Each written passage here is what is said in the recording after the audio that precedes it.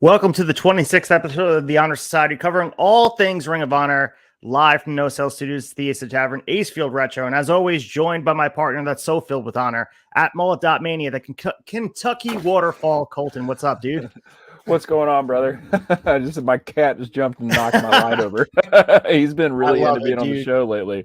Yeah, man, just reeling off that first episode back in the Universal Studios. Man, full 2 hours for the first time in a few weeks. It was a great show.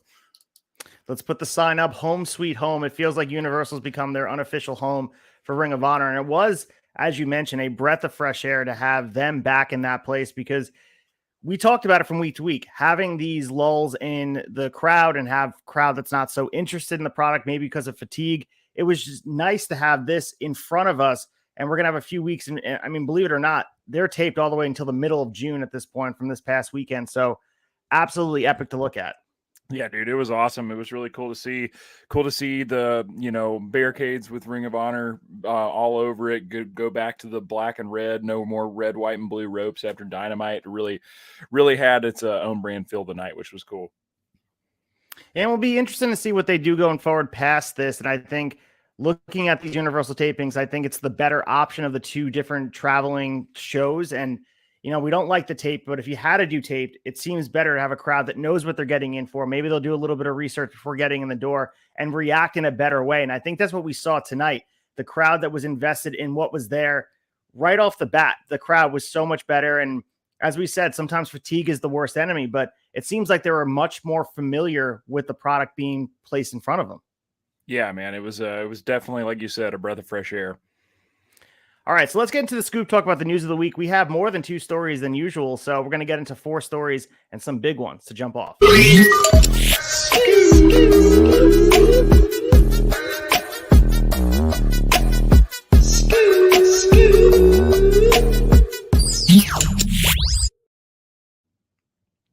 All right, this first story is hot off the presses. It just dropped earlier today, and it was a Fightful Select report. And CM Punk, of course, was in the news. And this is loosely tied with Ring of Honor because of the history. And we've heard rumors about Punk potentially working with Chris Jericho upon return, going to Collision as that first big program. Then it dropped today that Punk has another return match in mind, and people are conjecturing, trying to figure out who it would be. And the rumor has it that it would be Samoa Joe. And, I had you watch the Samoa Joe CM Punk match that was a draw. They've only wrestled 4 times in Ring of Honor. They've touched in other matches where they've had triple threats or fatal 4-ways. But they, despite being on the same roster for a while, I think both in WWE, I think the crossover to AEW, they have not wrestled since 2005. So by intents and purposes, this is a dream match that could take Collision off to a good start with the Ring of Honor brand right behind it. Yeah, man. I mean, these guys, say what you want about Punk, but they make magic together in the ring. There's no secret about that. So yeah, I would absolutely be interested in seeing this matchup. So this news comes right after reports that CM Punk, obviously the show on Saturday could be around him and be focused on him. And we talked about the Chris Jericho program. We have not had an official announcement of Punk's return, but I think it's a, wink, wink. It's a, worst kept secret ever. Just like the last time they're selling tickets in Chicago, they're pretty much announcing without announcing it again. But I mean, I'd sign up for a Samoa Joe versus CM Punk match, but I think it might be better to do on an ROH side. But I understand, Warner Brothers wants it on your biggest stage, and it would be nice just for the Ring of Honor lineage to be mentioned on a big stage like that, because that is what Ring of Honor was built around, that match, Punk and Joe. Yeah, and I completely agree, man. I'd love to see it on an ROH platform, but with Warner Brothers, seems like they're getting a little bit more involved, especially with a possible merger coming up with Discovery. I wouldn't be surprised if they put it on the bigger stage. But moving right along in the news, so Ring of Honor World Champion Claudio Castagnoli's earned a future shot at the ROH World Tag Team titles. So this last Wednesday on Dynamite, opened up the show in Detroit with a double Jeopardy match, which I don't know if I've ever heard of that concept or gimmick, but basically it was Claudio versus Ray Phoenix, who we heard was going to be on the shelf for a while, but we've been seeing a whole lot of brother on Dynamites lately between the between the trios battle royale and then this here. So basically, you've got Claudio as world heavyweight champion from ROH versus Ray Phoenix, one half the tag champions for ROH, and the winner gets a shot at the other's respective title and or titles. So, this was a good match. It was cool to open up the show with this. Both of them in the ring, no hindrances, getting right down to business. And solid match, solid back and forth. Castagnoli puts it away with the Ricola bomb. Second time in like 2 weeks we've seen him finish a match with that move. It's not usually how he does it. Really cool and refreshing to see. So yeah, looks like Claudio's got a shot. No word yet on when it's going to happen or which member of the BCC he's going to pick. But yeah, I think it's safe to assume that he's going to pick somebody from the Black Belt Combat Club.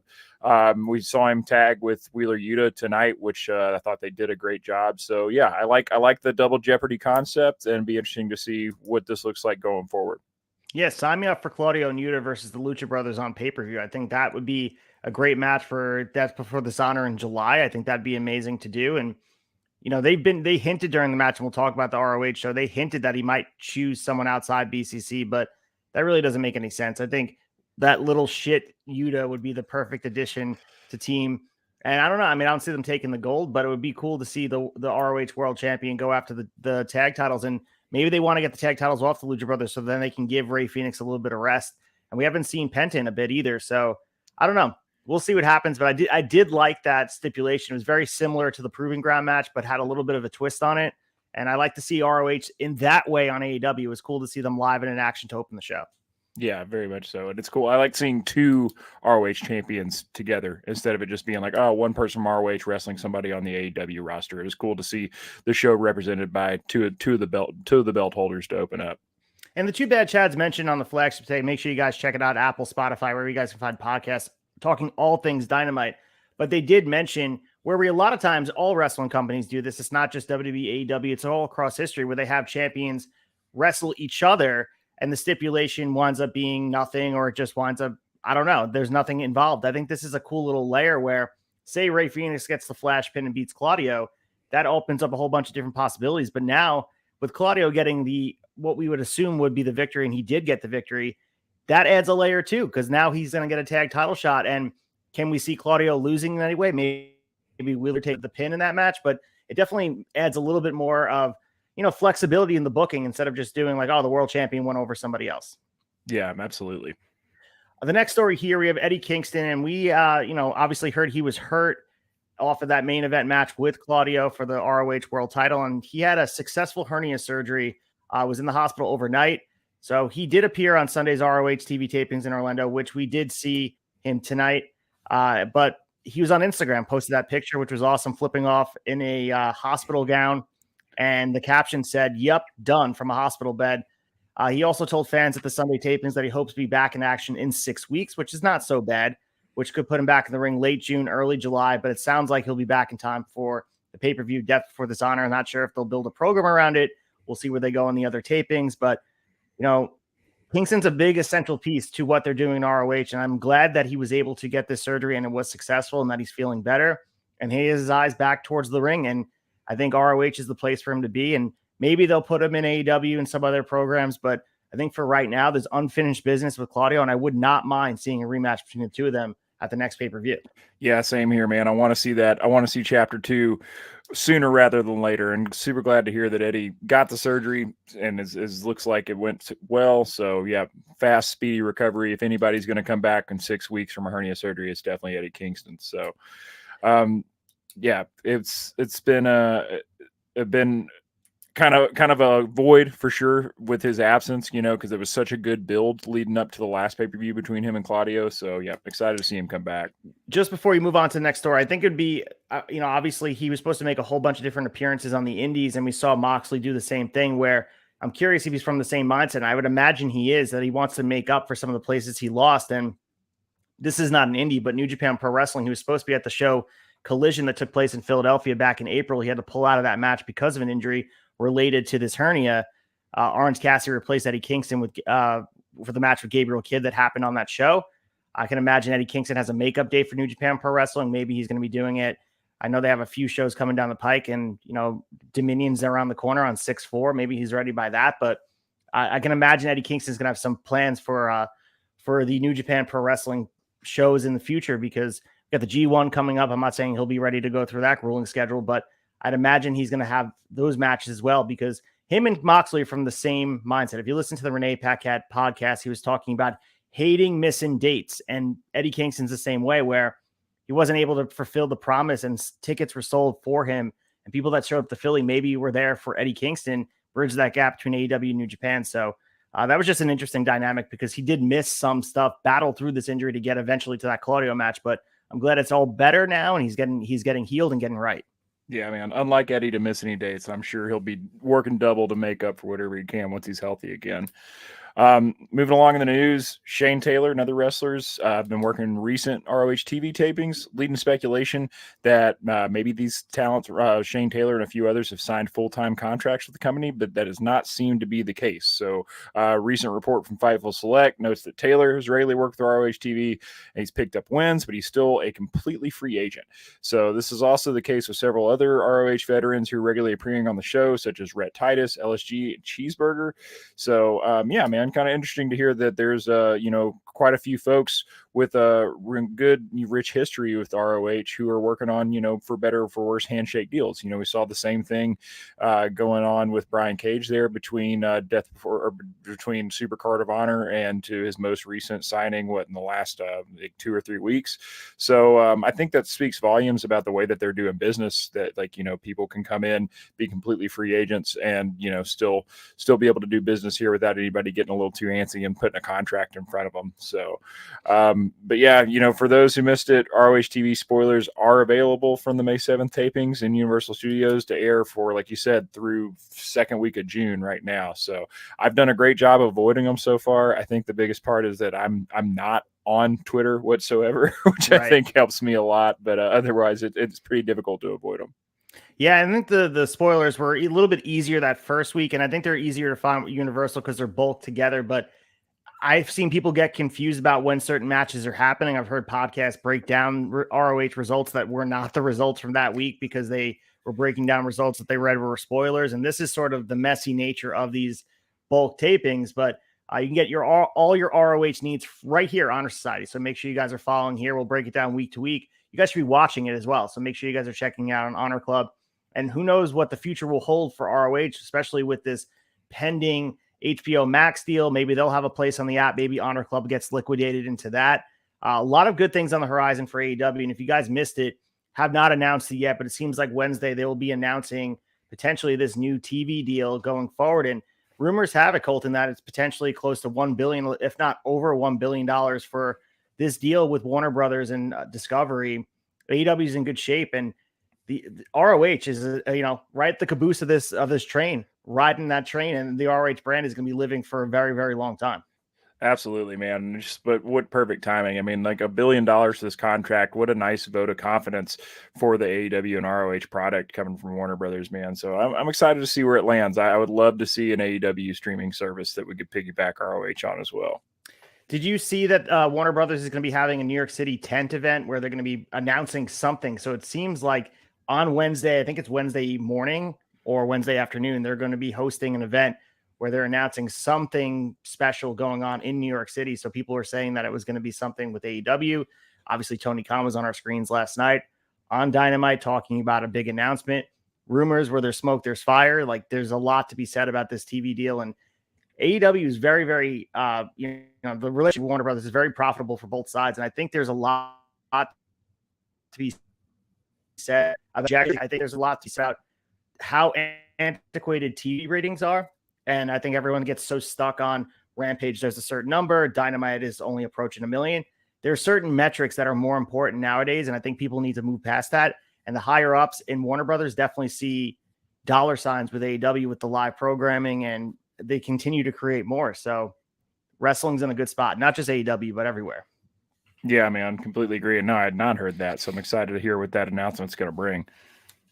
So let's get into the ROH TV results and get right into it. I still say we got to text Chad, get a bumper in here for this to spread them out, but just pretend it's there as we move into the ROH TV results. And as you mentioned, We got the start on time. We ended, promptly as well at 9. So this way we filled up the 2 hours, which has not been the case. It's been unpredictable from week to week. There was an episode that we had an hour 45. There was an episode that was an hour 30. There was an episode that was closer to an hour as well.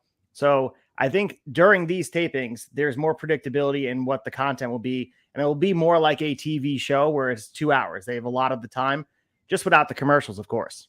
Right. Yeah. They continue to pack so much into 2 hours. It blows my mind every single week.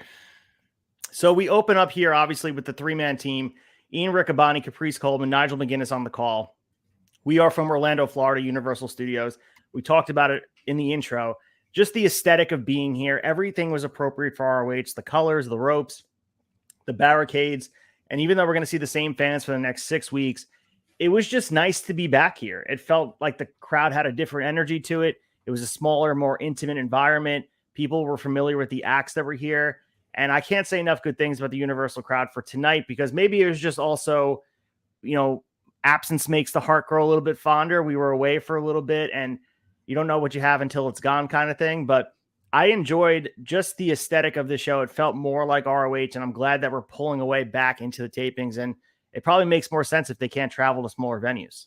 Yeah, man, 100%. I mean, I think you hit the nail on the head. It's just the crowd is obviously more familiar with the product. They're happy to be there. I like the shorter ramp. It just a all around better feel. So yeah, it's really good to be back, man. We opened up the show with a great match. We had Mark Briscoe against Shane Taylor, which was, man, not a matchup that I knew I needed to see. But yeah, it's a pretty nice way. I always love opening the show with Mark Briscoe. He always gets a crowd hot, especially a crowd that's familiar with the ROH product. Everybody's always happy to see him. Man, we started off, man, Shane coming out throwing some real heat and kind of provoking Jay Briscoe, kind of throwing some disrespect on Jay's name, threatening to beat up Mark like he did his brother, which man, Shane Taylor really, if he's looking to get heat, he found a good way to get it, man. It got a rise. He was, he's a big dude. He's a loud dude. He projects well. And I think anybody back to like the 5th or 6th row probably heard that with no trouble. Yeah, I think honestly too, and I thought back to the Arn Anderson comment last night by Christian. Obviously, this has to get approved by Mark, and I'm sure he's okay with it. And Jay would want himself involved in any sort of Mark Briscoe storyline. And Shane Taylor knew Jay Briscoe really well as well. So it's always a little bit touchy to do things like this, but touching on the history is important for Shane Taylor to make importance on this match with Mark Briscoe and Shane Taylor, because they do have history. These guys in ROH a long time ago. And, it's awesome to see them opening a show here in 2023. Yeah, most definitely, man. It was a good match. Like I said, it was this was one where I thought it could have gone either way multiple times. Early on, it was pretty much just Mark getting in chops and big boots just to kind of keep Taylor at bay for the most part.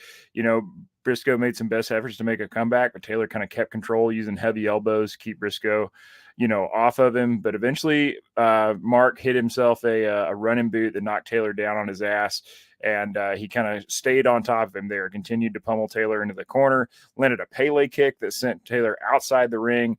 And then on his second attempt, Briscoe managed to successfully perform the chair assist dive. So, Briscoe continued to keep the pressure on, hitting a missile drop kick off the middle rope. Shane Taylor tried to retaliate by going back to the second rope, but Briscoe lifted him up, hit him with a Spicoli driver. Love that move. Never get sick of seeing it. Mark goes up to the top rope, attempts a froggy bow, but Taylor gets back up and avoids it and lands a welcome to the land move for a close near fall. Man, what'd you think of this match? I thought it was really good. And, Shane Taylor always impresses me because of his size, being able to move around at the level that he does. It's quite amazing to see him able to pull the things off that he can pull off. So I'm a huge fan of Shane Taylor. I think he has a place here on the ROH roster. It was surprising for me to see in the news that he's working without a contract. So that makes me believe that who knows how long he's going to be here. We know he's for this allotted amount of tapings for, I think we mentioned it's about 6 shows. So at least we'll have him for those 6 shows. We know he's in the building for these tapings. But yeah, I like how they're using Mark Briscoe. And of course, he's on both shows right now. And Mark Briscoe is part of this tag title feud on AEW Dynamite, being kind of the in-between FTR and also Jarrett and Lethal. He's a special guest referee. But I think also Mark Briscoe in ROH, I'm curious how they're going to be using him. I would like to see him in a main event capacity. And this is the main event match by all, to open a show. This was 2 main event guys by, ROH lineage, and also continuing right now. Shane Taylor is a guy who could be a top guy. And, there's criticism on Shane Taylor as far as, people that have watched him in the past. And I think he's every bit of a good heel. Like, I think he's a good heel you can build around in the division. And Shane Taylor, like I said, he's deceptively agile for a guy his size, the stuff he can pull off, and he can work a crowd. He was, from the beginning, we mentioned the Jay Briscoe comment about their history, but also little nuanced things during the match. It's just the psychology that both these guys are just veterans. They know how to, even like with Mark Briscoe, listen to the reaction on his face by when he was, getting dominated by Shane Taylor at some parts of this match. It was just masterfully done by both of these guys.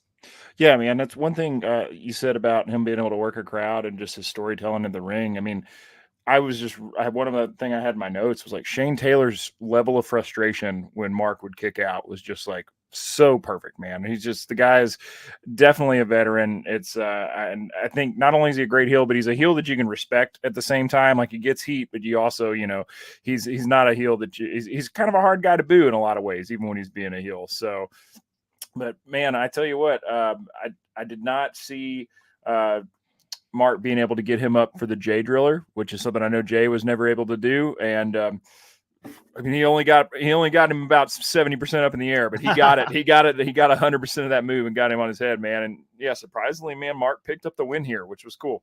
Really cool to see. Yeah, it was awesome to see Mark Briscoe get the win here. So it has me believing that there's a bigger story in place for Mark Briscoe. Of course, we thought he should win the television title from Samoa Joe. It didn't happen at Supercard of Honor.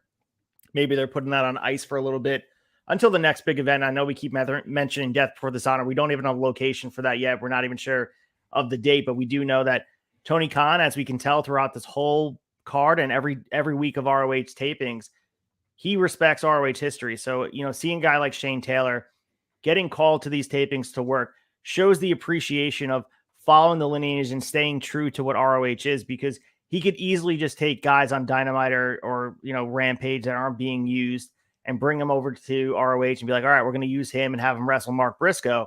He understands the importance of taking on that fabric of ROH and bringing it into the new ROH. And when you have these guys working matches to open a show, again, makes it feel like Ring of Honor. And that's important. Of course, you're going to want to make new talent and make new stars on Ring of Honor. And you want to feature new faces here. And of course we do. But there's also that nuanced thing where you want to keep the old legends here. And Shane Taylor is an ROH legend. Same thing with Mark Briscoe. Yeah, man, two staples, two guys that I'm very happy to see in the new era of Honor. And man, talking about not having a date necessarily for Death Before Dishonor, I'd be interested to see, with all the wrestling we had, all the Tony Khan wrestling we have associated coming up this summer between Double or Nothing in a couple of weeks, between All In, between Forbidden Door, All Out. I'd be interested to see if they still keep this in June or July, or they push it back a little bit.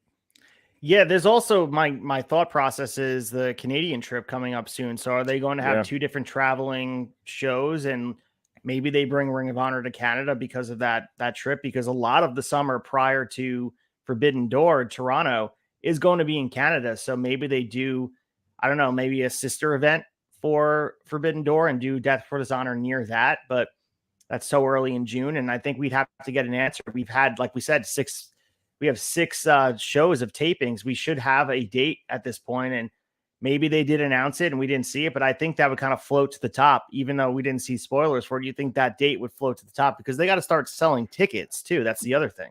Yeah, and that's what I feel like if it had been announced, one of us would have heard about it for sure. We usually try to do a good job of keeping our ear to the ground. That's what kind of makes me think, like, man, are they pushing this back till August?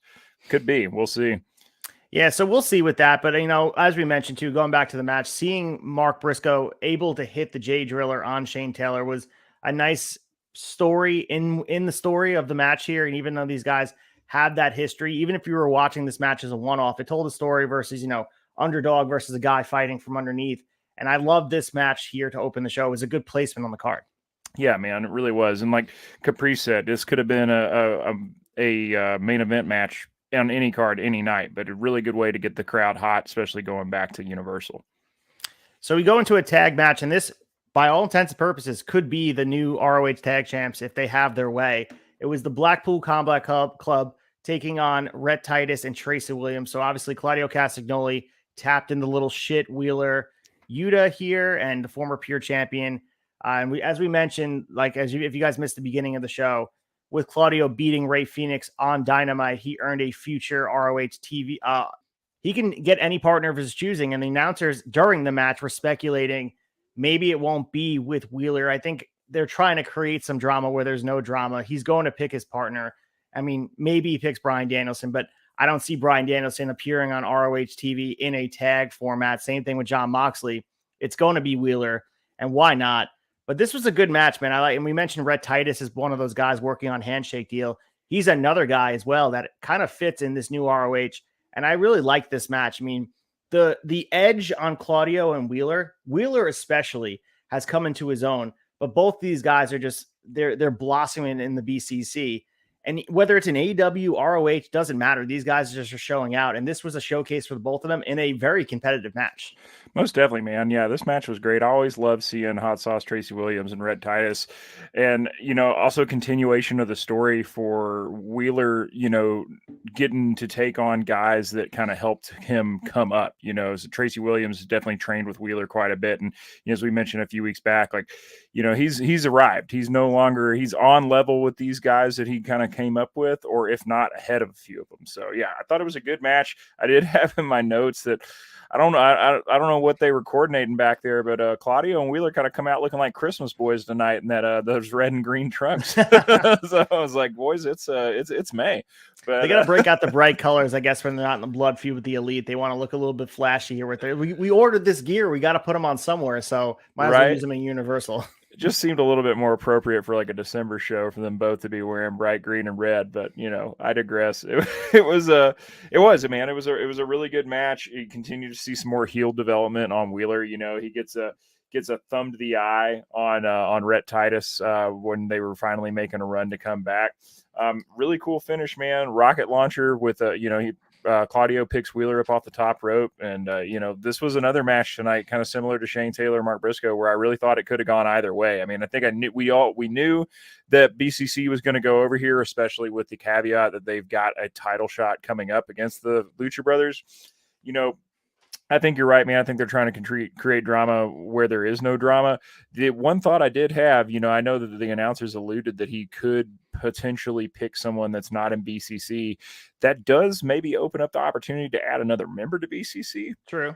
Not saying they need one or anything, but food for thought. But yeah, I thought this was a great tag match, man. And I thought it did showcase if he is going to pick Wheeler as his tag partner for this championship shot, they're gonna be in good shape. They're gonna give Lucha Brothers a run for their money.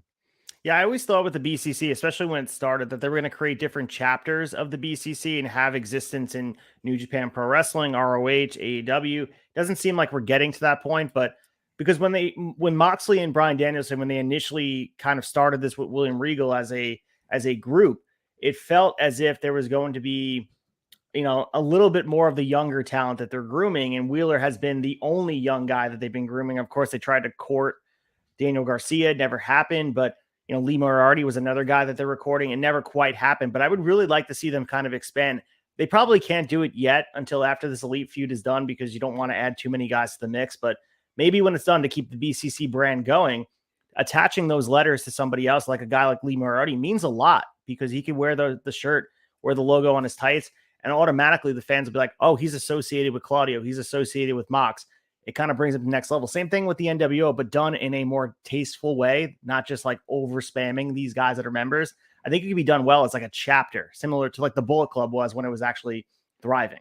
Yeah, man, I completely agree. And it's interesting to bring it up with having them expand to like maybe other promotions in New Japan. Maybe we start to see them courting some new guys come Forbidden Door. That could be a cool opportunity. Yeah, I like the end of this match. I know you mentioned before, but the tag match, it was interesting because Yuta and Claudio working in tandem with, double team moves. I think they're really trying to sell that this is going to be a money match with BCC versus the Lucha Brothers, and save it for pay-per-view. I don't want to see it on an ROH TV taping. I think we need to see this on pay-per-view because it's a pay-per-view quality match. Yeah, man, I completely agree. And maybe that's another way that we can continue to give, we've seen, like we mentioned, we saw Ray Phoenix show up on the last couple of Dynamites. If we save this for a pay-per-view, that still gives an opportunity to give him a little rest if he's still needing it. or Battle of the Belts. I understand you're going to want to, have a world title match, but maybe it's a good way to bridge the gap if Eddie Kingston's not ready. But Battle of the Belts might be a happy medium, because if you want to treat it like Clash of Champions, like maybe that's the perfect place to put it. But I would actually kind of like to see Claudio as double champion. Same thing with Wheeler. Oh yeah, I mean, there's nothing wrong with adding more gold onto the BCC, man. It just continues to establish them as a dominant force. Yeah, I mean, we have to get Wheeler to get the title back, but it would be nice to have both of them with dripping in gold. But Claudio can, be double champion, and then watching them all come out to the ring with all these titles would be interesting. But I don't see them beating Lucha Brothers, but I'm sure we'll talk more about that in the future. But speaking of title matches, we have Samoa Joe defending his TV title against Blake Christian. Another one of these matches that you kind of know the finish going in. Blake Christian's not going to get the win, but there were moments for a second that they made you suspend belief, and that's all you can ask for in a match like this. Yeah, man. I thought this was a really cool pairing. They mentioned on commentary when he came out that Blake Christian got this spot by defeating Gringo Loco.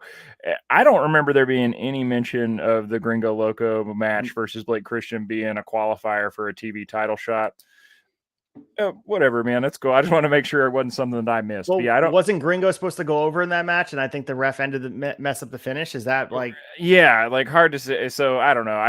I was kind of interested why they were trying to muddy that already muddy finish up with a stipulation that we hadn't heard of. But right. I mean, either way, I thought it was cool to see. Like this was a pretty quick match overall, but Blake definitely still got his shit in. Interesting pairing. I liked getting to see Blake Christian go up against Samoa Joe. Man, you could see it written all over Joe's face like before the match even started. He was just like wasn't taking Blake Christian seriously whatsoever. He's like, who's this fucking shrimp? Yeah, it did give me to suspend my disbelief a couple of times. Christian dropped down into a stunner on Joe one time, got a hold of him really, really good. It's just, as fast and quick and as agile and as explosive as Blake Christian can be, no one's gonna escape the muscle buster when it comes around, man. Very few people kick out of that move, and definitely not somebody that's 180 pounds. So this will be Joe's 11th successful title defense. So man, guys definitely on a warpath, and I'm be interested to see who's going to give him a run for his money, because right now I'm not seeing anybody stepping up to the plate. Yeah, he has not appeared on AEW television since losing the TNT title to Wardlow, and he doesn't seem like he's damaged at all from that loss where he lost to Wardlow. And he's approaching 400 days as TV champion, which is insane to think about. So, it seems like yesterday he just won the TV title. So he's a guy that, again, you're kind of waiting for that bigger program to happen, and I'm not sure what it looks like.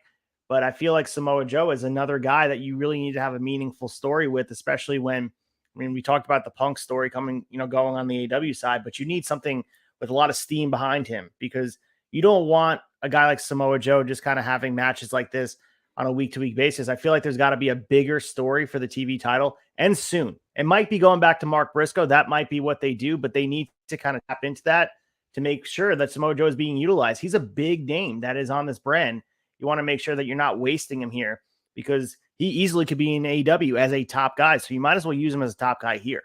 Yeah, man, completely agree. I don't think he just needs to be taken on, whoever fill in the blank week to week. We need to actually build a program, and I'm fine if it's Mark Briscoe, but let's start building it.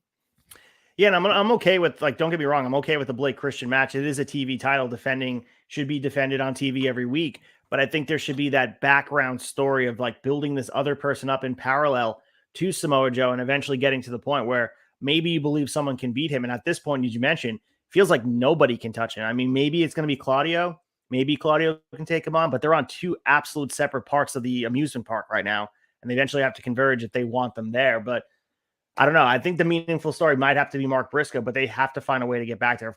Beating Shane Taylor's a start, former TV champion.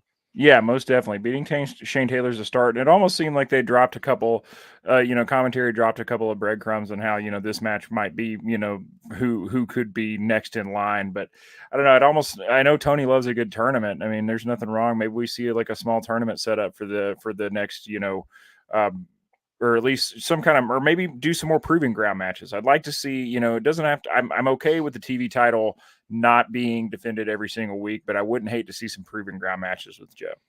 Yeah, we'll talk about the guy in a second because he has a match with Ninja Mac, but Willie Mack is a guy I can see, and I mention him week to week. It's like Junkyard Dog if you gave him the Rey Mysterio moveset. I know I say that every time we talk about him, but it's true. Willie Mack is that dude, and I think he could be a guy that realistically could take Joe to the limit and potentially be a great TV champion on this new ROH brand. Dude, Willie Mack would be an incredible TV champion. I haven't even thought about that. Man, I would love to see that. So before we get to the next match with the Righteous, we have Dasha Fuentes in the back interviewing Varsity Athletes and the Trustbusters.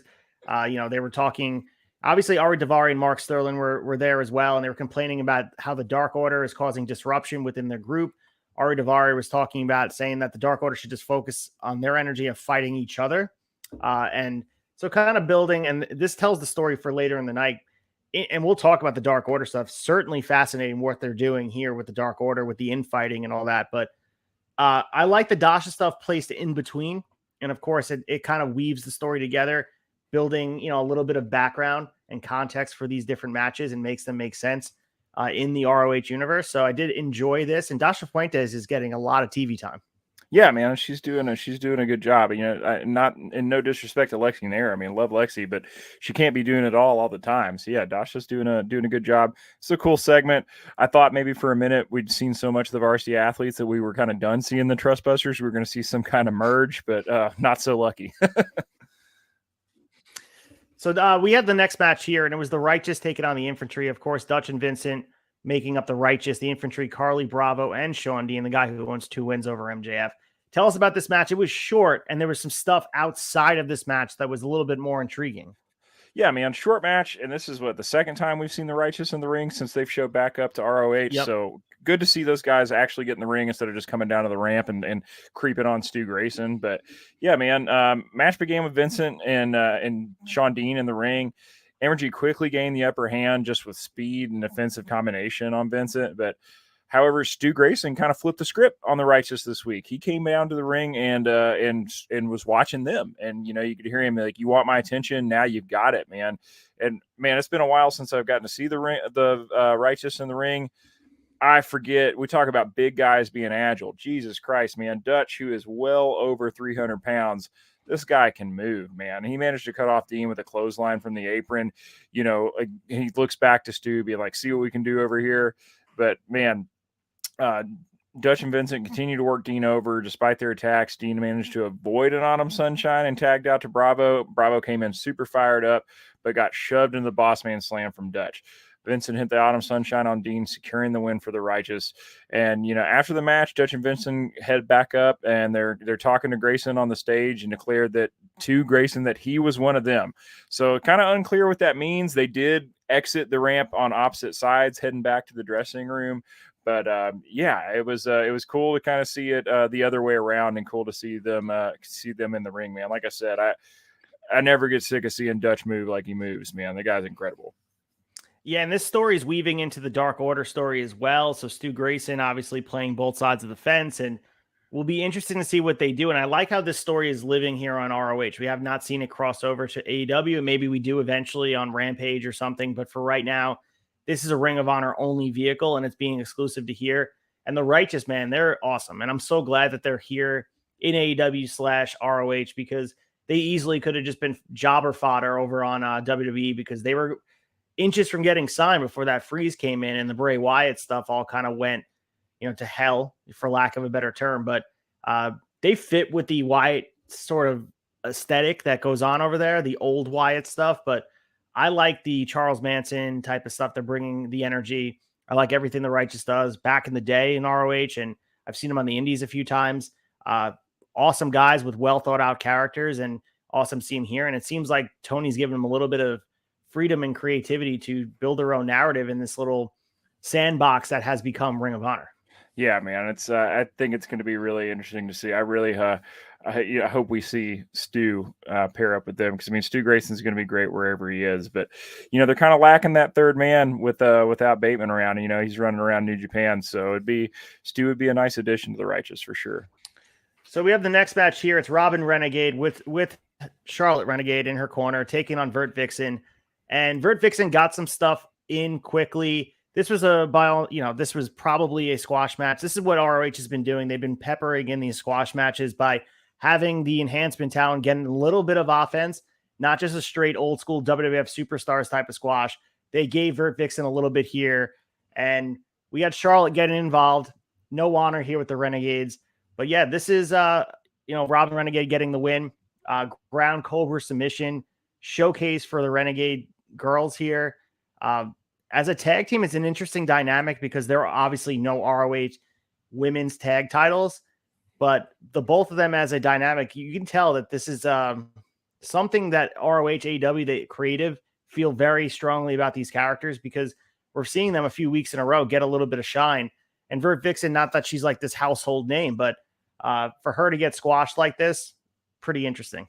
Yeah, that's what I thought too, man. I thought that when I first saw the matchup, I was like, oh yeah, Vert Vixen's not exactly who I expect to get squashed. I'm impressed with what I'm seeing from Robin Renegade. I'm interested. I'm wondering if Charlotte is hurt because we actually haven't seen Charlotte's interfered a few times the last few weeks, but she hasn't been the one in the ring. So, but yeah, I've been impressed with, it's a nice vote of confidence for these girls to see them keep coming back. I mean, I believe this is Robin's third week in a row on ROH TV. So yeah, I'm excited to see more from them. Maybe they're building her up for Athena. And I don't know, Athena's another person we got to talk about meaningful story. I mean, we talked about they're paid off the Sky Blue match tonight. And of course, we'll talk about that match, but we need long-term stories to get to Death Before Dishonor. And we saw the last pay-per-view, they just picked out bringing someone from outside the promotion to wrestle Athena. Maybe that's what they're going to be doing for her again. Yeah, most definitely, man. Moving on to the next match. Sorry. Go ahead. I'll let you take the lead. Go ahead. Dude, Willie Mack versus Ninja Mack. Mack versus Mack, man. This was awesome. It's cool to see Willie back. Let's go, Mack. Let's go, Mack. I love that, man. Love a good ironic chant from the crowd. This is my first time actually seeing Ninja Mack. I've seen Willie Mack a bunch of times in person, on or OVW, seen him at Impact shows, been seeing him at Derby City Wrestling here lately, which is a new promotion in town. Man, yeah, Willie's always a lot of fun. Man, this was an incredible pairing. This match was just fun all around. Yeah. I really, really enjoyed this one. It was relatively quick, but man, they both got a lot in. And really good pairing. Size difference, there's quite a bit between Ninja Mack and Willie Mack. But as far as moveset and ability, they've got, like you mentioned, Willie's kind of like Junkyard Dog with Rey Mysterio's moveset. And these guys were pretty evenly matched with pace, speed, and moveset. So Willie ends up picking up the win here. But yeah, this was cool. And hopefully we get to see a little bit more of Ninja Mack in Ring of Honor because I really, really liked what I saw of that guy tonight. So if you guys are interested in learning more about Ninja Mack, he is a alum of Visits the Tavern. You guys, the Two Bad Chats, had interviewed Ninja Mack a little while back, probably this time last year. Ninja Mack, Pro Wrestling Noah, all over the place. A great, great talent that, like you mentioned, I think he is awesome in ROH. It's awesome to see him here. But if I had the pen, Colton, if I was booking my own territory, not just ROH, Willie Mack would be my world champion. I absolutely am enthralled in every one of his matches. I think he's a fascinating character. I love everything he brings to the ring, and I've fallen in love with his act. I think everything he brings is just absolute fire. Willie Mack is that dude, and I think any promotion, I think it's silly that he isn't locked up big, like on a big promotion. Seems like he's working with a handshake deal, or maybe he has an AEW exclusive contract, but he should be that guy. And like I said, if I had the pen, he'd be my world champion, bar none. I think I would have a meaningful program. I mean that in any promotion. I say in AEW, I think he could be a top guy. I really do. And maybe I don't know. There's something about Willie Mack that is just charismatic and electric, and it's a combination that we very rarely see. And on top of it, an amazing athlete too. So he's the full package for me. Dude, I don't think it's a stretch at all. I think he's got world champion written all over him. He's charismatic as it gets. I mean, brother's like 6'2" and can do a stand-in, he's got to be close to 300, and he can do a standing moonsault. Who else can say they can do that anywhere in wrestling history? But I don't think he's locked in, and I don't know if that's Willie's style, because like last I had heard was a few years back he had an Impact deal that he was signed to, and Impact's still usually always pretty cool about letting people go work indies and things. But dude likes to work. Like, he works a lot of dates. Like the last 2 Derby City Wrestling, which is part of the United Wrestling Alliance programs that they do shows out of LA, Memphis as well, and here in Louisville. He's at every single one of those tapings that I see. So he's working indies left and right. He's working ROH. I don't know if it's that maybe he's just not interested and likes to do his own thing and likes to work a bunch of smaller shows. But man, if he's available to sign a contract and lock up and be a staple at Ring of Honor, let's get him, because I would love to see it. It's almost a shame to see him being like on tapings, though. I think he'd be a huge, like, I could see, again, put him on a show. I know Impact's taped as well, but be that guy on a network TV show. Like, I think he belongs on AEW. And I'm not saying, like, I know we're covering ROH here, but I think a guy like Willie Mack, with his talent and his skill set, should be on Dynamite week to week. Like, I really believe that, whether you want a meaningful program at Orange Cassidy for the international title, I would even go as far as saying being a challenger at MJF. I truly believe that. If you guys have not seen Willie Mack, you don't know what you're missing. Go out and check him out. His run through GCW for a bit, working different guys over there. Highlights of the show on a card, usually with every sort of match you can ask for, lucha, hard hitting matches. I walk away thinking about Willie Mack. Yeah, he's absolutely incredible, man. If you've never seen it, you're doing yourself a disservice. Go check it out. All right, so get into the next match here. Colton, tell us about this embassy match we had going on. All right, man. Well, I thought it was cool to get to see. We hadn't seen any of the fellas from Gates of Agony in a while, so we got to see them tonight. We had a backstage segment earlier with Prince Nana and Khan and Toa, and it seemed like they were supposed to team match up against the boys tonight, but it looks like they roughed up. I did not catch which one of the boys it was, but they definitely roughed one up, and then all of a sudden we got this 6-man tag match. So good to see the embassy, or the Mogul Embassy, whatever they're called these days, back together against Adam Priest, Lucky Ali, and Victor Benjamin.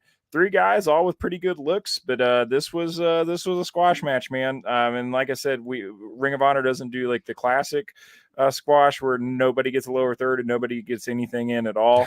But I mean, this was they ran them over, man. And we've been talking back and forth the last few weeks of what are they going to do with these 6-man tags? Is there still a place for it in ROH? And I don't know, man. I think that maybe they are going to keep it around, or maybe I think it's a good idea to merge it with the trios title in AEW. Be interesting to see what they end up doing, but they definitely brought them back in a big way tonight, and they ran roughshod, and I don't know who will be able to take these titles off of them. Yeah, an impressive display of dominance by the embassy, and that was the point of this. They're a force to be reckoned with in the ring and out of the ring. They're main players here. As you mentioned, they're holding the 6-man titles. We need a meaningful program for them if they're going to exist, but would love to see them work House of Black. I would love to see them in a House Rules match, and even if it means the embassy loses, who cares? Like, I think it'd be an awesome match between both trios, really. Dude, me too. And that's honestly, you want to talk about formidable opponents for House of Black. I mean, who better than the embassy? Next match here, and we have a rare Kyle Fletcher singles match. Of course, Mark Davis is in his corner, taking on Tony Deppen. And we, of course, know Kyle Fletcher is predominantly known as being a guy that's a tag team wrestler, one half of one of the best tag teams in all of wrestling right now. Kyle Fletcher made his presence known last night on Dynamite, attacking Orange Cassidy, holding up the international title. So maybe we'll see him get a shot from Orange soon. Will he beat Orange for the title? Probably not. But this match was a great showing. I mean, the fact that Kyle Fletcher was able to go in there and have a match that showcased his skills as a singles competitor was very impressive, because it's hard for these tag guys to go out there and, first of all, make the crowd care. Second of all, be able to work a match. I mean, when you first watch some of these tag guys work matches in singles, they feel like they're missing their right arm. And that didn't feel the same way with Kyle Fletcher. He came out here and really, fed off of Tony Deppen's tenacity. And Tony Deppen's a great dance partner to have in the ring. This was a really impressive match. The devastating Michinoku driver was absolutely awesome. I love the Michinoku driver, especially being used as a finish. Awesome. Yeah, man, this was a cool one. Always love to see Tony Deppen. He's just the ultimate underdog story every time he gets in the ring. But man, yeah, these guys, they did great together, and I think you hit the nail on the head, man. Kyle Fletcher definitely looked like he had both legs under him, and guys definitely got a singles career in the future if he wants it. I mean, I'm never going to get sick of seeing Aussie Open, but was very impressed with the showing here tonight. So the next match here, AR Fox back in action, taking on Anthony Henry, one half of the workhorseman with JD Drake in his corner. Of course, not far behind him. This match was just hard hitting from the jump, man. This was back and forth. They have definitely unique offenses that are both different, but it was a clash of styles. And I know we always talk about that on Turnbuckle Tavern on all our different shows. Part of wrestling is the clash of styles. And that's the most fascinating thing, seeing opponents adapt to each other. That was never more evident than AR Fox and Anthony Henry in this match. And Anthony Henry got some stuff in this match. I know, obviously, AR Fox, everybody knew watching this AR Fox was going over, but maybe people didn't expect Anthony Henry to get as much that he got in. I mean, hitting brainbusters, pile drivers, strong offense on AR Fox. AR Fox took a goddamn beating in this match, and it was almost comical by the end that he was able to survive. That's what I walked away saying. Like, man, kind of making a mockery of Anthony Henry's offense, because he took everything he could from him and still kicked out and then came back for more. Yeah, man. I mean, Anthony Henry also talking about, guys who are usually as tags coming in singles. I thought he had a great showing tonight. Yeah, man, it was a little bit comical because who takes two pile drivers and then can still hit a 450 splash? Right. Nobody other than AR Fox, man. Yeah, this was a good match, man, and they got a little bit more time than I thought they were going to get too. I did enjoy it. It was hard hitting. AR Fox gets the win here. JD Drake comes into the ring looking like they're gonna, maybe shake hands and be honorable here for a minute. And then as soon as Henry turns him around and gets his back to JD Drake goes in on him. And man, we hear some music that we don't often hear on ROH. FTR's theme hits. Man, that was awesome. I was not expecting that. Like I said, I've done a good job of avoiding all spoilers this week.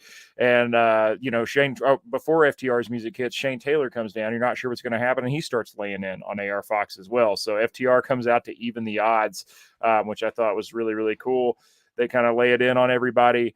And then Henry somehow manages to sneak out of the ring and remain somewhat unscathed. And as soon as he's walking back up the ring, Eddie's music hits, as if we needed any more big name recognition and surprise coming. And like we said, dude just had hernia surgery a couple days ago, and obviously this is taped previously, but he runs Henry back into the ring and makes sure that he gets his due for being unhonorable. So I guess the one positive of these tapings is that you can have a guy like Eddie Kingston be available on the shows. He's obviously going to be on the next 6 weeks of shows, so you can continue to have him available even though he's at healing. So that's the benefit of doing these tapings. But I did like this. I mean, all the personalities, AR Fox, FTR, Shane Taylor, Eddie Kingston, all getting involved in seeing the Shatter Machine on ROH. Awesome to see that they were brought in for the tapings, former ROH tag champs, the AEW tag champs. Kind of legitimizes what's going on the ROH side to see them get involved. Yeah, man, most definitely. And what a treat for the taping crowd. First show back at Orlando's to get to see all these big names come out to the ring. It's just awesome. Next match, we had a lot of guys involved in this match. The Dark Order, which is the team of Alex Reynolds, Evil Uno, John Silver, and Stu Grayson, taking on Josh Woods and the Trustbusters, which is Jeeves K, shout out to VSK here on Long Island, Slim J, and Sonny Kiss, Ari Daivari, Mark Sterling in the corner. So you guys got all that. That's all the information here. Mostly need to pull from this match is the dissension with the Dark Order that's pulling in. We got Alex Reynolds with a little bit of edge to him. Tags himself in, pushed Grayson out of the way to score a pinfall. There's a lot of annoyance between the team, back and forth. There's a discombobulation, miscommunication with Evil Uno and Grayson. Just overall, this has been sort of splintered throughout all this. Of course, we mentioned that promo earlier in the night where they were mentioning that there's been some heat. Obviously, Stu Grayson being wooed by the Righteous is planting seeds of maybe he's leaving, maybe he's trying to go over there. This is the most interesting the Dark Order's been in a while. And I love Evil Uno, the edge that we saw in the Moxley match. I wanted more of that. It seems like they're kind of, I guess, getting rid of the Dark Order at this point. Yeah, man, which is kind of strange. Not exactly the way I thought it was going to go. It was really cool to see all four Dark Order fellows in a match together. It's not something we get to see very often. But yeah, man, I did not see that coming from Alex Reynolds, just straight up shoving Stu Grayson out of the ring to get the pin and then not looking back to give him the light of day at all after that. You know, Uno, John Silver, and him all go up to the corners to celebrate, and like they pretend like Stu Grayson wasn't even there. Do you think it has everything to do with like maybe they're more loyal to the Dark Order and they think Stu Grayson's stepping outside so the Dark Order is okay? Or do you see it all crumbling because Evil Uno and Stu Grayson weren't getting along? I can't say that Evil Uno and Reynolds weren't getting along, and Silver. There wasn't really dissension aside from the only guy that was getting the heat from the guys was Stu Grayson. So maybe it's more exclusive to just him. I think it's exclusive to him, man. I think it was a big showing, and like I said, not exactly what I expected out of Dark Order. But I don't get the inclination that Dark Order's crumbling. I think it's that they're shutting Stu out, and you know, I think when he showed up to watch the Righteous tonight, that really kind of put a bad taste in their mouth, and I think they let everybody know it tonight.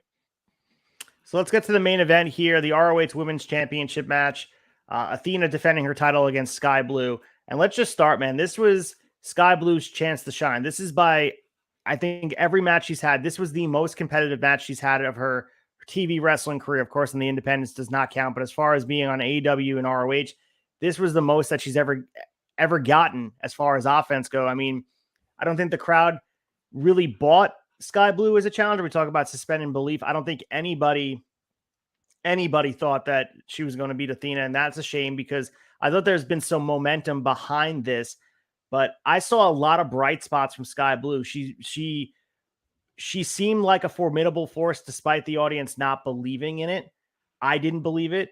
And that's just a credit to who Athena is, the champion she's become. It doesn't say that Sky Blue is not rising to the challenge, but she's come a very long way from being just squashed by Jade Cargill on Rampage. Like, I think she held her own against Athena and got a lot. I mean, that powerbomb on the outside on the steel steps, she got a lot here. And Athena has been a very giving champion. As dominant as she's really helped develop the women's division. We talk about the Willow match, even this match, you walk away being like, wow, they held their own against Athena. As dominant as she was, even though she won, she was pushed to the limit by this youngster, which was all you could want. Sky Blue walks away with a lot to be, proud of in this match. And that's, crowd didn't really care about it. Maybe the fans at home cared a little bit more, but that was the purpose of this match.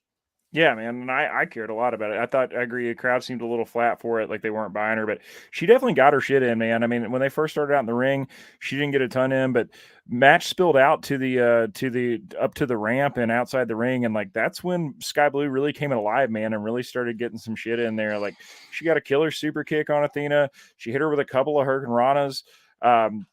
I mean, I was really impressed with Sky Blue tonight. I thought that she showed up and she showed that, what she's been doing, all the work she's been putting in has been paying off. And that, I thought she gave her a much bigger run than she was going to.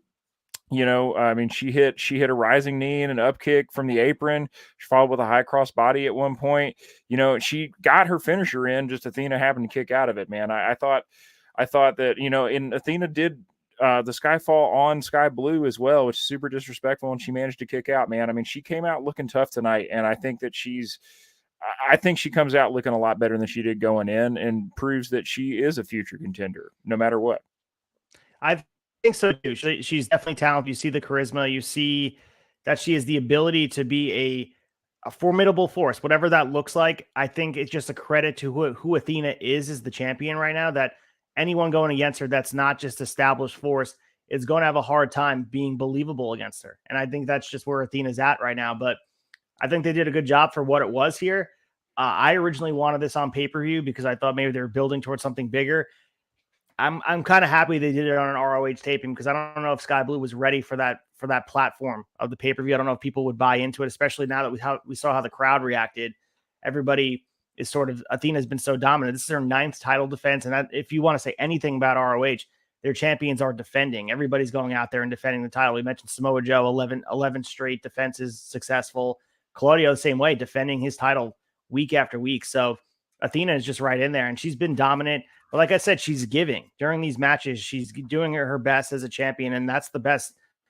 I mean, the best you'd say about a champion, the best credit you can give them is giving a little bit of more prestige to the opponents as she leaves them, but goes for the code of honor, clotheslines Sky Blue, and that's how the show ends. I mean, she throws her face first into the belt. People walk away booing Athena, and like I said, this is peak of her career right now. She's absolutely crushing this. she might be one of the best champions in wrestling aside from Roman right now. I mean, she's really just dominant and she's must-see TV. She absolutely is, man. She's quickly become my favorite part of the show every week. She's an incredible heel. Her work in the ring is just absolutely great. And yeah, I mean, she's a force to be reckoned with. And I think she's the best. She's the most definitive women's champion in any promotion right now. 100%. I mean, you said it best. And I think whoever eventually takes that title from her, whether it be one of those younger talent, whether it's Willow, whether it winds up being someone we don't even know yet that hasn't come to Ring of Honor, they're going to get a lot from her. And as Athena continues, this run has been awesome. It's been establishing the ROH women's title to another level, well past it's ever been. I think she might be one of the best ROH women's champion of all time. Like, and I know that's crazy and might be recency bias for people to hear, but this run has been absolutely epic. And the ROH women's title has never meant more. Yeah, man. And it doesn't show any chance of slowing down anytime soon. All right, let's get into the top honors and pick our favorite match of tonight. And I think we're going to have the same one, but we'll see.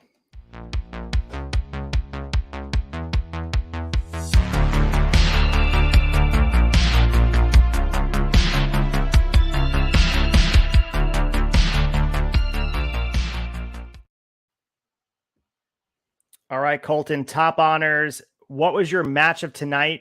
Walked away. I mean, I thought this was a really good episode, so harder than usual to pick. Yeah, man, definitely harder than usual to pick. And I thought I had it picked at one point, but even though the crowd was a little flat, man, I'm going to go with the main event tonight. I'm going to go with Athena versus Sky Blue. I really, really enjoyed this match. I thought it was a great showcase for both women. And like I said, Sky Blue exceeded my expectations. Not that I had low expectations of her, but she exceeded my expectations of what she was going to do here, and I really enjoyed it. I love that match, but I'm going to go with the opening match with Mark Briscoe and Shane Taylor. I thought this was a great way to open the show. It was nice, and I think it was just maybe the aesthetic of being back in Universal. It felt like ROH again. I love this match, and I love having these two guys with ROH lineage and importance in this match. I don't know, it was just awesome to see, and I enjoyed this match, especially for where it was on the card, and it got the crowd off to a good start. It was nice to be back there, so I thought that was my match of the night, even though it was a tough. I mean, you could have went with the Ninja Mac and Willie Mac match, even the tag match with Rhett Titus, Tracy Williams, and BCC. There was a lot of good on this card. So if you guys are not watching ROH and you're just watching us and getting results, you're missing out. You should definitely subscribe to Honor Club. Check out the content. It's great wrestling without the commercials. It's nonstop, jam-packed action. What else can you ask for? Yeah, man, it's unreal how much stuff they can pack into 2 hours, man. You'll be left catching your breath at the end of the show.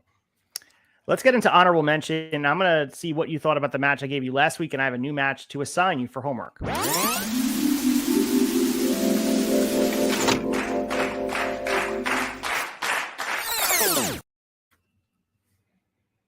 All right, so last week I gave you an assignment to watch. What was the match, and what did you think of it? So you gave me Paul London versus Bryan Danielson at Epic Encounter 03. Man, this was a damn good match. This was the definition of a wrestling match. You know, you mentioned that this was a little bit different than some of the matches you'd recommended for me before.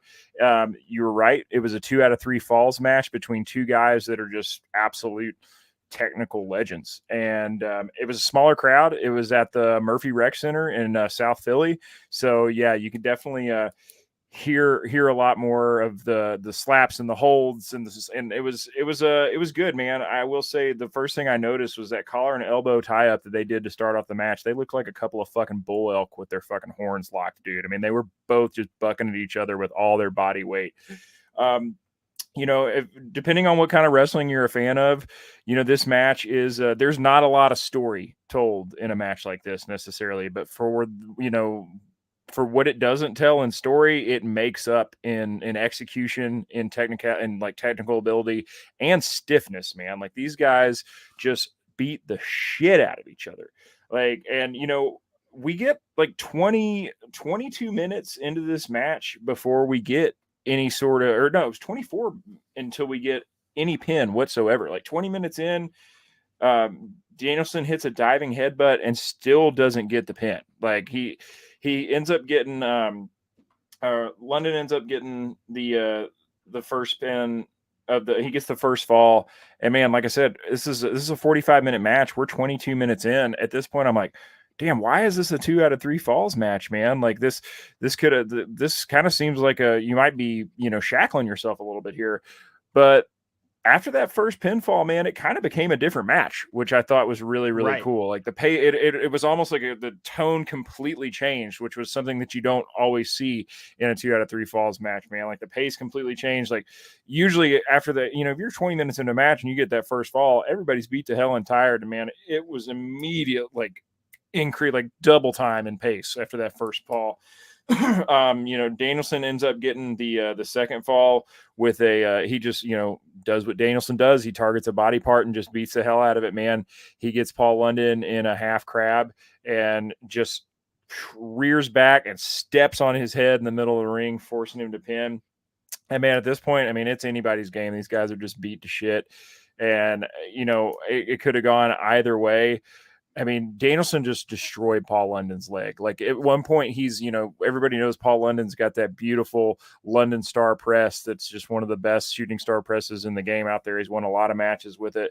But I mean, he's just dragging himself up to the top rope, man. Like that left leg looks like it is dead. Like it has no life in it whatsoever. Like he's completely dragging it. Does a great job of selling the injury. But man, he ends up hitting that for the win. And yeah, this was a good match. Like I said, it's definitely a wrestler's wrestling match for sure. But I did enjoy it. And man, Danielson is a baby here, man. 03. Oh, like, yeah. He is just so fresh faced. It was kind of wild to see. I mean, the guy doesn't really age a whole lot, but man, yeah, 2003, him and Paul London both just pretty swole and baby faced as could be. Yeah, I feel like Paul London doesn't get the credit he deserves because of the time and place that he was wrestling, and he was like a velocity when he was teaming with Brian Kendrick, and he was a cruiserweight champion. And people don't remember all the highlights that he brought, but he was ahead of his time. Paul London was absolutely epic, and his time in ROH is not remembered. A lot of people don't remember he was even there. So I'm glad you got to enjoy the match. And again, Brian Danielson's like you can see over my shoulder with the signed poster here, with the signed jersey, my favorite wrestler ever. So I mean, absolutely amazing. Anytime, you can't go wrong. Any era of Brian Danielson with the Dragon, it's amazing. Yeah. But the next match I have here for you from 2008. So this is because of the tweet I saw, and Sami Zayn took a Dark Parasau clip of Kota Ibushi doing something crazy. I think he was like holding a firework and saying, "I need to wrestle this crazy motherfucker before my career ends again." And it had me digging into old matches between Kota and El Generico. And Kota Ibushi spent some time in ROH back in 2008, did a mini tour where he was going around having matches against guys like Davey Richards, Claudio Castagnoli, and he wrestled the Briscoes each, Mark NJ separately. So he lost pretty much all of them. So he wanted to go back to DDT with the win. That was the story in this match as he kind of went to the finale of this. I think it was the best match of that tour, and that says a lot for the guys that he wrestled, Davey Richards and Claudio and all that. We talk about Clash of Styles, El Generico and Sami Zayn, whatever you want to say. His style on the indies just was unique in its own right. Kota Ibushi was definitely coming to his own. In 08, he wasn't quite the legend that we can look at now that came through DDT and New Japan Pro Wrestling. And I think we're going to see Kota Ibushi in AEW very shortly. I think he's going to have a part in this blood and guts thing, especially with Don Callis turning on Omega, but I digress. Kota Ibushi does get some criticism for using the same spots over and over again in matches, especially the matches with Naito, and they do a lot of the same stuff. But to me, this is a mind-blowing match because of where both these guys are, and they wind up going 15 years later, like where Generico, Sami Zayn winds up being, and where Kota Ibushi, two of the best to ever do it on this stage. The event is ROH Return Engagement, and this was on the same card as a Briscoes Machine Guns match. So the Motor City Machine Guns taking on the Briscoes, and people remember this match as well. And it speaks to just how classic both these matches are, and just speaks to how great ROH was humming in 2008. I can't wait for you to check this out. I'm not sure how familiar you are with Kota Ibushi and El Generico, but when you see the two of these guys in this era going against each other, I feel like you're going to really enjoy it. I'm a big fan of Ibushi, big fan of Sami Zayn. Haven't seen a lot of his work as El Generico, so yeah, I'm really stoked about this one. And man, yeah, if you hadn't told me about the Briscoes Motor City Machine Guns match, I would have just totally missed it. So I'm definitely going to go ahead and watch that one too because I love both those games. Both those teams are incredible. I love it. I mean, there's a lot to be said about this match with the selling and just the hard note. People don't realize El Generico, the offense he used to put in, and he did some love letters to that in the WrestleMania main event against the Usos, doing a lot of the same moves that we saw. And even Kevin Owens did some of the Steen stuff that we saw in ROH and the Indies. They definitely gave a nod to those super fans with the PWG stuff on their tights. And man, Generico was next level. And I know he was wrestling under the goofy mask and being the fake luchador. But man, there's a reason why he got to where he is and why he became who he is in WWE, NXT, and rose to the top. The cream always rises. There's a reason why Kevin Owens and Seth Rollins and Sami Zayn, Bryan Danielson are at the top, where these guys are just cultured by working these different territories and honing their craft. It's very rare that you can create this in a lab. These guys had to, iron sharpens iron kind of thing, going across all these different places, working different styles. And this just speaks to, I know there's a lot of miles on their body once they get to the big stage, but that makes them so much better when they have the ability. That's why Seth Rollins is so goddamn good, because of the time he spent in ROH. And same thing with Kevin Owens. If he came up just through WWE Performance Center, I don't think they would be who they are. No, man, I completely agree. And man, you've never steered me wrong before. I can't wait to watch this match.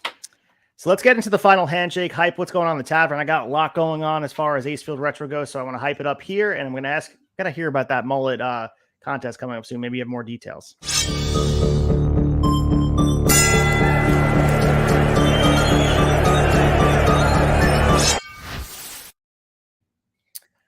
All right, at mullet.mania, what do you got coming on? Were you on the debate this week? Tell me a little bit about what's going on in the world of Colton and, Kentucky Waterfalls. So, man, yeah, this week, actually, so I was the guest for this past week. So going forward, next week, I am not on it, but we had a good talk. So, yeah, it's probably going to be another 4 or 5 weeks before I'm on the debate, but definitely the debate show is a great time, man. Audio drops or video drops on Sunday, audio drops on Monday on the Turnbuckle Tavern. Always check it out. It's always a good time. So I am going to be entering the USA Mullet Championship this year. I did enter last year, but I didn't get some great. I found out about it last minute and didn't get my photos. Kind of had to scramble and take a photo there just to get it in, so I didn't make it past the first round.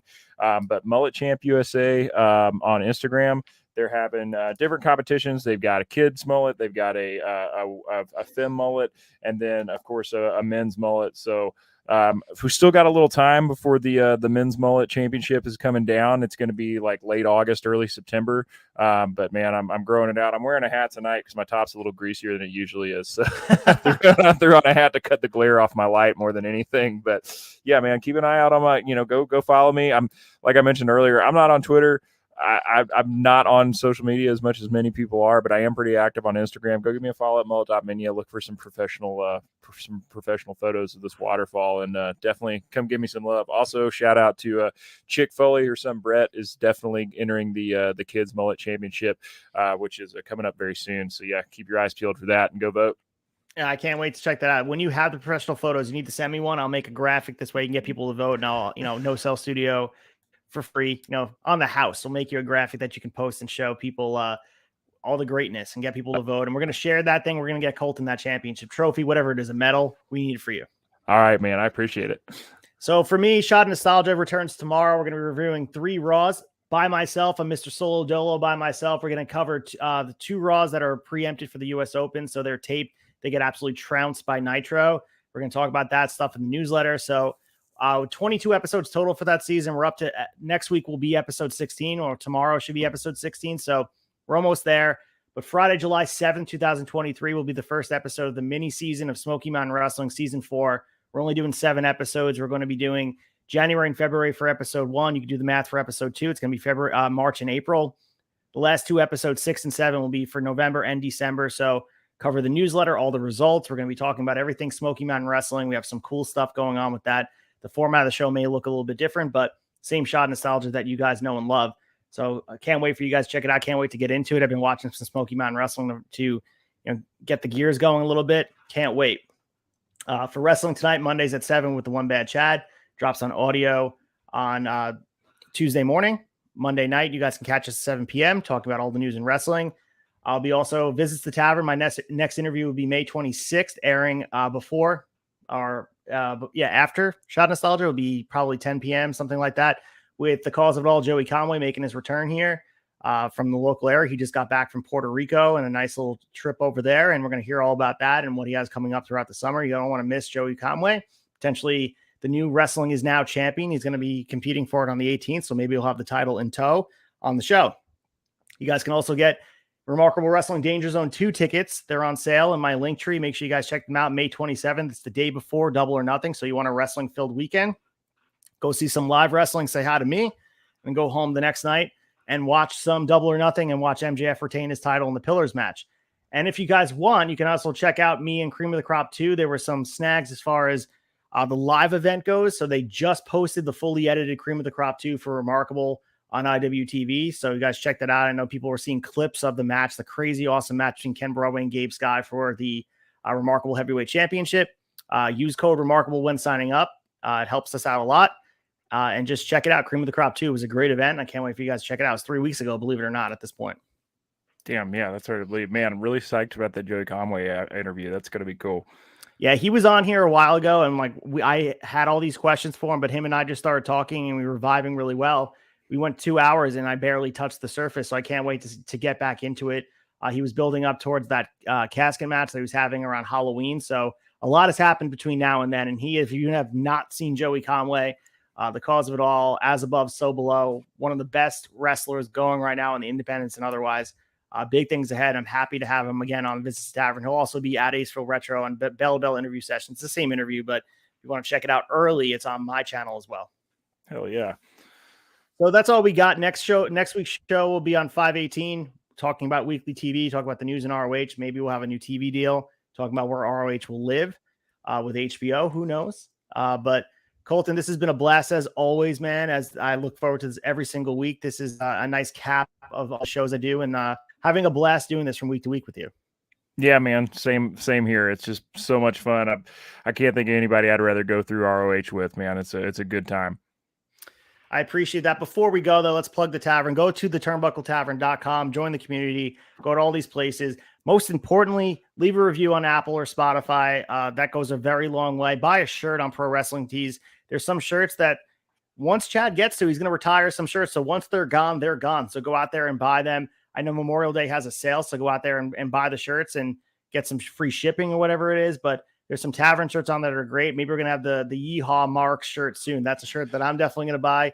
Shout out to that dummy in the men's that said that to the two bad Chads, and they're going to wear it like a badge of honor because, goddamn, we are for Marks by Marks. I can't say the Yeehaw part because I'm from the Northeast, but I am a Mark and you are a Mark. We're all Marks, and I love the two bad Chads leaned into it on the flagship. I'm 100% a Yeehaw Mark myself here, brother. I'm South of the Mason Dixon. I love NASCAR. I'm a Yeehaw Mark, baby. Let's go. I can't wait for that shirt. I love it. Well, until next week, guys, as always, abide by the code of honor. We'll catch you guys next week.